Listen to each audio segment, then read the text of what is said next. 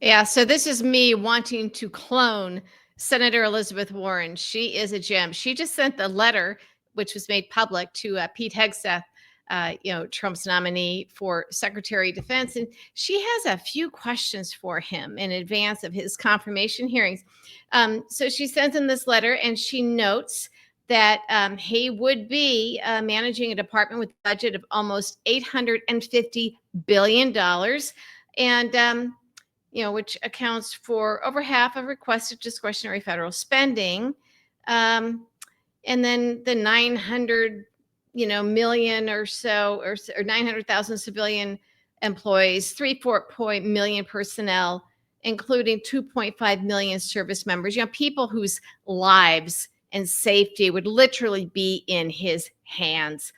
So she goes on then and wants to she has a few questions about him, including why was he fired from two leadership positions, veterans organizations, where he was accused of, let's see, impropriety, personal misconduct, but also massive mismanagement of the budget, including his own personal spending. And she has a few questions for him regarding that, which is absolutely delightful. I'm pretty sure he won't be responding, even though she said, "I'd like your answers by January 10th." So she's, oh my. She asked him about press reports indicating that he's had affairs with colleagues at VFF and at Fox News. Oh, there's a shocker, isn't it? Then she asks him about his drinking. So, in addition to his sexual misconduct, his leadership misconduct, failures, missing funds, a host of things, some misspending, literally having to be carried out of certain events. And let's see. Oh, but you have been repeatedly accused of exhibiting a pattern of alcohol abuse. And this is where this thing gets really, really good. It's by the way, it's like 33 pages long. She just goes through a litany of everything. And it's a matter of public record, but you won't be hearing about this on Fox News. So this is why you have to go looking for your media. If you go to her site and you follow her on Twitter, the other sites, I'm sure she's posted it up there. But let's see.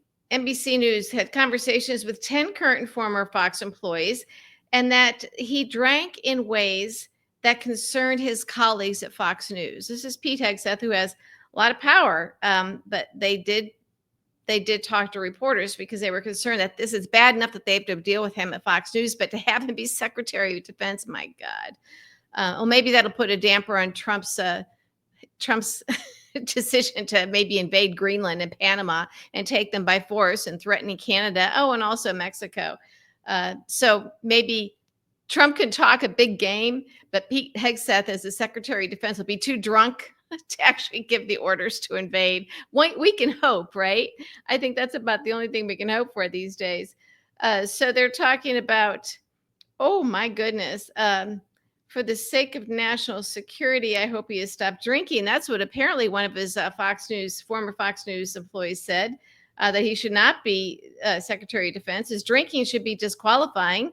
And let's see, they felt like they needed to babysit him because of his drinking and late nights, and how they would have to call him to make sure he didn't oversleep because we knew he'd be out partying the night before. So here, Pete Hegseth literally had to be babysat like that by Fox News employees who knew that he might not get up in time to come to work because he'd be drunk. So these are different. Another whistleblower said that when he was president of CBA from 2013 to, I don't know what CBA stands for. I have to look through that. But these are different military and veterans groups that he led, quotation marks. So let's see. A report compiled by multiple former employees describes him as being, repeatedly intoxicated while acting in their official capacity, to the point of needing to be carried out of the organization's events. My God, oh my God. And in one professional event, he apparently was described as totally sloshed and needed to be carried to his room because he was so intoxicated. Another time he passed out at the back of a party bus and then urinated in front of the hotel. Oh, where the CBA's team was staying. Lovely, lovely, lovely. This is who Trump is pushing through, forcing through as our Secretary of Defense. To lead, you got kids in the military, or a lot of you guys veterans, this is your guy. Oh my God. I don't even think Republicans in their worst nightmares thought that Trump was capable of doing this, when they felt forced to support him in this last election. And now he's putting forth these crazy people. I mean, this has got to be, you see Putin's hand in all of this. You see Putin's hand. They said they would destroy America from within. Remember, Khrushchev said that Russia will destroy America from within. And we're letting it happen with Trump. With Trump. Remember, I remind you of this all the time. Trump's first DNI, Director of National Intelligence, Dan Coats, former senator from Indiana, told Bob Woodward that he was alarmed by much of what Trump did, including asking for the names and identities of our spies and agents and contacts around the world for the CIA. And this happened shortly after he had a conversation with Putin. And then Coates later said that he thinks that Trump is compromised and that Putin has bribed him, blackmailed him, something like that. But he knows something was very, very wrong with Trump's relationship with Putin and the impact that Putin has on him. So let's see. Oh my God, this just goes on and on. Another former CBA employee submitted a separate letter of complaint where they described Pete Hegseth, Trump's pick to be Secretary of Defense, as drunkenly chanting kill all Muslims at a bar while an official tour through Ohio for the CBA. That's true. So your next Secretary of Defense gets drunk in a bar with employees from an organization that he's leading and apparently running into the ground, getting drunk and chanting loudly, kill all Muslims, kill all Muslims. This is Pete Hegseth. Thank you, Senator Warren, for putting all of this out there, because I hadn't read this stuff before. We heard bits and pieces, but there's such this chaos with Trump, this fire hose of sleaze, that to sit here and read through this entire letter, even if you skim it, if you don't have time to read the whole thing, although I have a feeling once you start, you're going to want to, this is astonishing, astonishing. And these are Republican senators that are going to allow this. So this is a good time to maybe print out this letter or take highlights of it and write, email your Republican senators and say, what the hell? Seriously, what are you doing by confirming this monster? Because this is going to put the lives of so many of our servicemen and women in jeopardy, being led by someone like this. And people who had a lot to lose by stepping forward have stepped forward to try and warn us about him. And I'm not sure that we're even willing to listen to this anymore. We've just given up. Oh my gosh. Okay. Another time after the election, he was so inebriated by that 1 a.m. a staffer who had driven him to his hotel asked for assistance to get him into his room. And then everyone who saw this was disgusted and in shock that the head of the team was intoxicated. Oh my God. These are all whistleblowers, which means they put their own lives and safety and jobs in jeopardy. And then he was so drunk, he tried to get on the stage and dance with the strippers at a strip bar that they were all at. Isn't this just lovely? Pete Hegseth, future Secretary of Defense. We can't let this happen, folks. We can't let this happen. It is just, remember in 1989, and Senator Warren brings this up, when President George H.W. Bush nominated John Tower to be Secretary of Defense, an FBI investigation reveals significant allegations that he was a little bit of a drunk and a womanizer.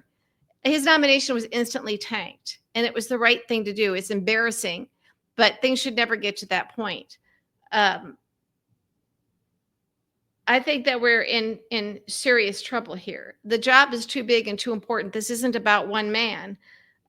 This is about our security as a nation, and the security and making sure that our servicemen and women, the ones on the front lines, are getting the absolute best help, the best equipment, and they have the best leadership possible. We cannot let this happen. Everybody needs to write the senators, even if they're not yours, even if they really actually only pay attention to the people from their own state. Um, but I think it's important that we try. This is what we're up against as resistors over the next 4 years. Some of our actions are going to seem futile or that it's an uphill battle, but it does matter. And I think we do have an impact. I think Republicans Republicans Republicans in the House and Senate wanted Trump to lose. They did not want this albatross around their necks. And as I said yesterday in a video, that I think a lot of them, when they came after Trump personally after January 6th, 4 years ago, and said that he caused this, he needs to be punished, he needs to go away, they thought they were done with him. They thought they had finally rid themselves of Donald Trump, and they wanted to distance themselves from him by calling him out and blaming him properly and accurately and correctly for the January 6th domestic terror attack on our Capitol, and for him being an insurrectionist and a seditionist. So it may not seem like we have an impact, but I think we do. I think we do. This is how we were able to get rid of Matt Gaetz.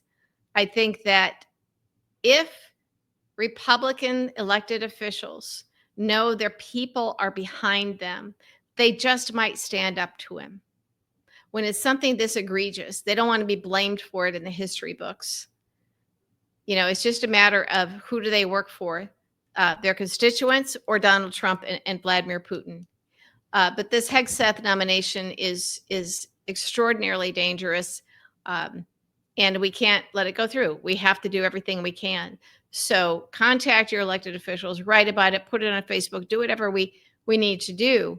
We may lose this battle, but I think we have to still try. Remember, a few weeks ago with the debt ceiling issue, Trump and Elon Musk were threatening Republican House members with them spending whatever it took, because Elon has a bottomless pit of money and Trump pretends to, whatever it takes to defeat them in primaries. They were threatening to fund primary challenges against fellow Republicans if they did not obey them on the debt limit. Well, 170 of them defied Donald Trump on that. And as one told a reporter, what's he going to do? Primary 170 of us? So it is possible. We're going to lose most of the battles, but we're going to win some. I don't see how we can let Pete Hegseth become Secretary of Defense. This cannot happen. This cannot happen.